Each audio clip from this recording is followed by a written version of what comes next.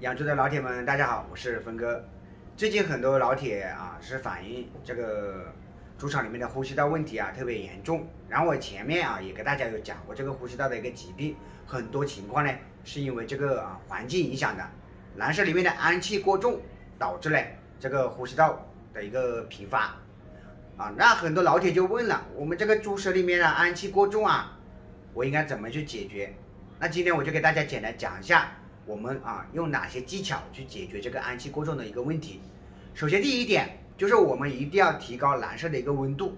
很多老铁的猪舍里面冬天了蓝舍温度是跟随外界的变化就变化了降到了几度，有些甚至呢降到了冰点，这样的是肯定不行的。那你这个温度那么低，你更加不可能去开窗去透气了。所以的话，我们首先呢。问题就是一定要增加这个蓝舍的温度在20度左右，然后到中午温度最高的时候，我们再去搞卫生。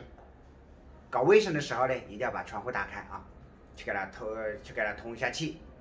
然后平时的话呢也是那个换气扇也一定要开着。第二个方面就是我们一定要适当的降低我们蓝舍的一个饲养密度，你密度过高。然后那个空间小粪便多那氨气肯定也会更重。第三个就是我们可以在饲料方面想办法，我们的饲料里面可以增加一些益生菌益生菌的话呢，它会促进这个饲料的一个消化吸收，一个利用率降低这个粪便的一个排出，然后呢也会降低这个粪便的一个气味。然后第四个方面就是我们一定要做好这个消毒工作。